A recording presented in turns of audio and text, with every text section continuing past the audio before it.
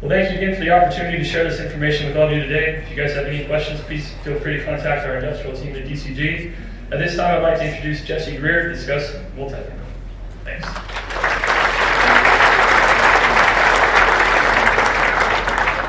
All right, thank you, Baker. Congratulations to you and the rest of the presenters today. Before I get started, I'd also like to congratulate the Dixon Commercial Multifamily team for actually being this year's winners. To my surprise, they didn't want to come up here and present, but I am happy to be up here because I have the opportunity to bring back the three little economists I interviewed 3 years ago to see what their predictions are of the upcoming market and how their predictions fared out in the past. I would like to thank all three of you for your time today. I know that your time is valuable, and we look forward to your keen insights here in the Northern Nevada market for multifamily. Hello and welcome back. My name is Jesse Greer, and I'm the Vice President of Multifamily and Investment at Avison Young. And today I'd like to welcome back my three economists, Tegan, Halen, and Jocelyn. Thank you, ladies, for joining me again to discuss commercial real estate. A lot has changed since our predictions 3 years ago. Let's start with Halen. Halen, it looks like your predictions were slightly off. How upset are you that Tegan was right? Even a broken clock is right twice a day. Ouch.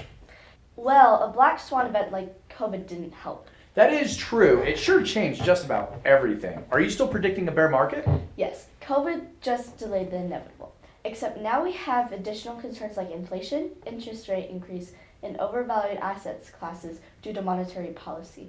That is concerning. How about real estate fundamentals? Even though wages have gone up, a lot of people still can't afford the rental rates. There are a record number of permits being pulled and new inventory to market will create a cooling effect. Pending any government intervention, this can't last. Those are some interesting viewpoints. Now let's turn to Tegan. Tegan, do you think your predictions of a bull market will continue? First of all, I'd like to say that Halen is wrong. Again. But what's new? Although to answer your question, yes, I do predict future growth. Halen pointed out quite a few challenges. Why are you so optimistic? Despite national concerns, we still have a strong local market. Population growth is non-stop. Wages are going up and homes are still very unaffordable. Also, with interest rates rising and investment firms looking out to build-to-rent houses, there will be less inventory of residential homes for sale. We do anticipate additional developments, but due to supply and logistical constraints, new development won't flood the market. Those are also very valid points. Now let's turn to Jocelyn. Jocelyn, I feel like you were the most honest last time. What are your thoughts now? I still have no idea. Fair assessment. Well, ladies, I appreciate your time, and I look forward to your future predictions.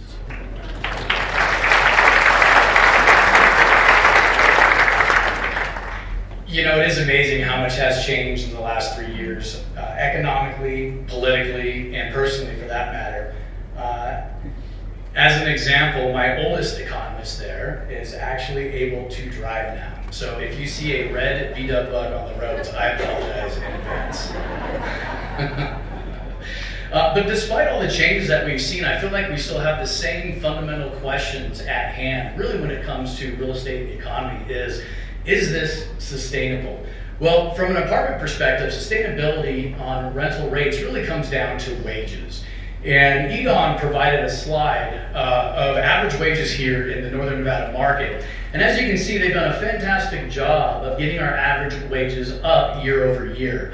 But really the question is with inflation eating away our buying power at 40-year highs and rental rates as high as they are now, is it enough? Well, the Center for Regional Studies try to answer that question with this graph right here. It's pretty fascinating looking at what we have with the 13 different industries, or job sectors basically, and looking at basically a dual income earner. They have 1.8, but we'll just round it up to 2, in single family earners.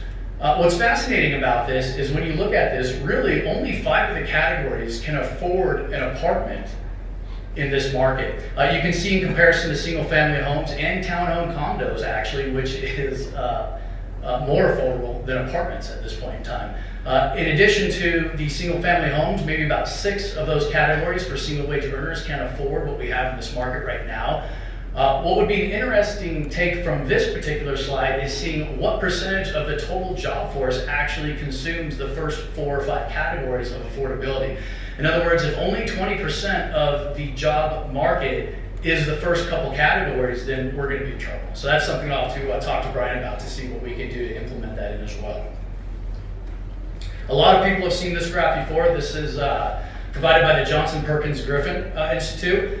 Really the premise behind this is to showcase how much rental rate growth we've seen year over year since 2017.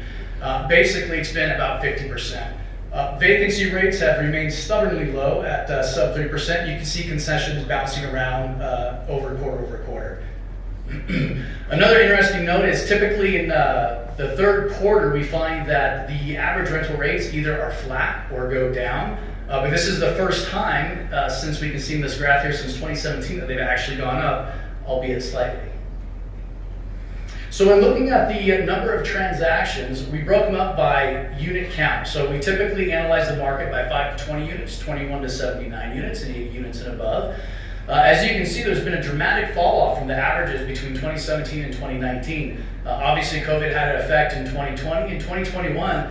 Despite the rental rate growth and despite the values going up, what we find is not a lot of owners really want to sell. I mean, at this point in the market, they're getting great returns on their rents. In addition to that, where are they going to put their money? They don't want to buy back into this market. The basis is high, and you look at other markets like Boise, Texas, they're all experiencing the same phenomenon that we are. So what does that mean in total transaction volume? Despite the fall off in the total amount of sales, you can see the huge increase in transaction volume. That just goes to speak about the price increases that we're seeing in this marketplace.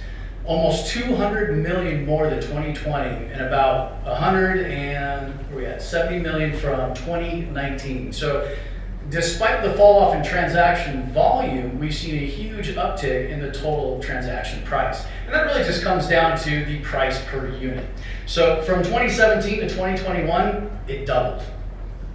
It doubled in price per unit year over year. We also see, on average, capitalization rates of between 3.5% to 4.5%. These are numbers that this market has never seen before. In fact, we're almost comparable to what I consider the secondary and tertiary markets of states like California. So when you look at investors coming into this market, they're still coming here to look for yield, but at the same time, the price points where we're at is pushing them to other markets as well. So what does this mean as a breakdown between the 5 to 20 units? Well, this is the biggest increase in category year over year with average price per unit. 21 to 79 is about flat, and then 80 plus is about a $12,000 increase. And this is just from 2020. Under construction, we've talked about under construction pretty significantly in the last couple presentations. Basically, we have about 7,000 units that are under construction, and this is just for apartments. Approved about 5,700 and pending about 6,000.